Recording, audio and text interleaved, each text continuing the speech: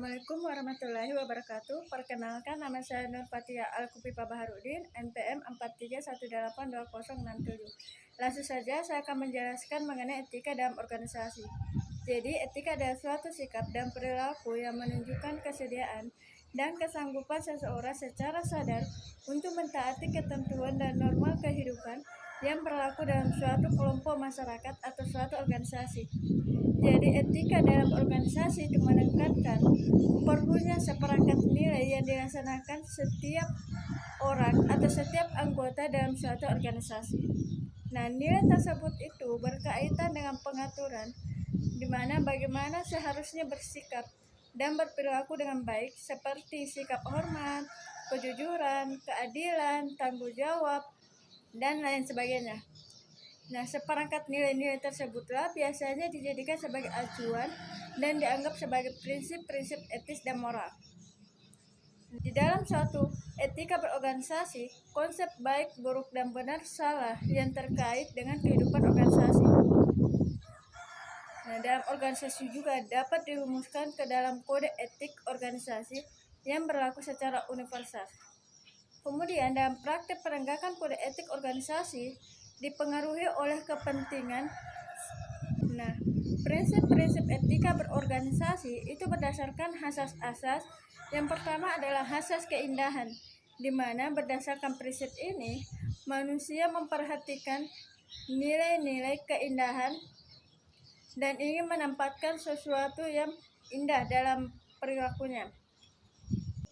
Kemudian yang kedua adalah asas persamaan, di mana setiap manusia pada hakikatnya memiliki hak dan tanggung jawab yang sama, sehingga muncul tuntutan terhadap persamaan hak antara laki-laki dan perempuan, persamaan ras, serta persamaan dalam berbagai bidang lainnya. Nah, prinsip ini melandasi perilaku yang tidak diskriminatif atas dasar apapun. Kemudian yang ketiga ada asas kebaikan. Nah, asas kebaikan ini mendasari perilaku individu untuk selalu berupaya berbuat kebaikan dalam berinteraksi dengan lingkungannya, seperti saling menghormati, saling memberi kasih sayang, membantu orang lain, dan sebagainya. Kemudian yang keempat adalah asas keadilan. Nah, prinsip ini mendasari seseorang untuk bertindak adil dan proporsional serta tidak mengambil sesuatu yang menjadi hak orang lain. Kemudian yang kelima ada asas kebebasan. Nah, dalam prinsip kehidupan dan hak asasi manusia atau HAM, di mana setiap manusia mempunyai hak untuk melakukan sesuatu dengan kehendaknya sendiri, sepanjang tidak merugikan atau mengganggu hak-hak orang lain.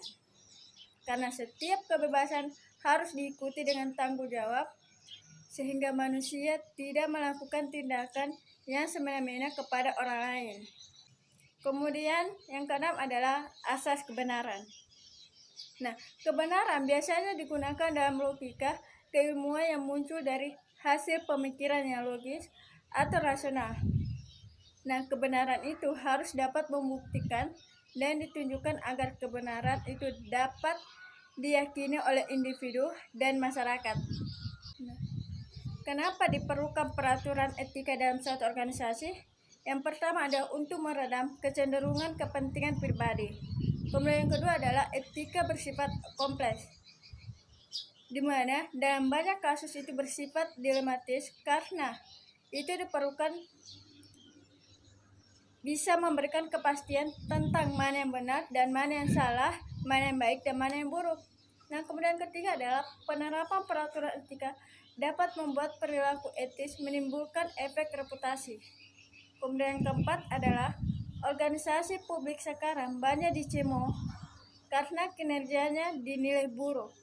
Karena itu sangat diperlukan etika. Etika juga berkaitan dengan perilaku manusia, di mana bisa mengikuti kehidupan sosial yang tertib.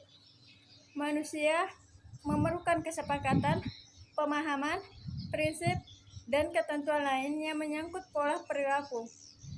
Etika juga memberikan prinsip yang kokoh dalam berperilaku, sehingga kehidupan dalam organisasi semakin bermakna. Dan setiap bentuk kerjasama didasari pada kesepakatan yang dicapai. Setiap bentuk kerjasama didasarkan pada kesepakatan yang dicapai bersama. Adapun etika sosial, di mana konsep benar, salah, dan baik, buruk itu terkait dengan hubungan sosial. Kemudian nilai bersumber dari agama, tradisional, dan dinamika sosial. Nah, pada umumnya etika sosial tidak tertulis, tetapi hidup dalam memori publik dan terinternalisasi melalui sosialisasi nilai di masyarakat. Etika sosial menjadi basis tertib sosial. Dalam etika sosial, masyarakat memiliki mekanisme penegakan, yaitu melalui penerapan sanksi sosial. Itulah tadi penjelasan materi dari saya. Lebih dan kurangnya mohon dimaafkan. Wassalamualaikum warahmatullahi wabarakatuh.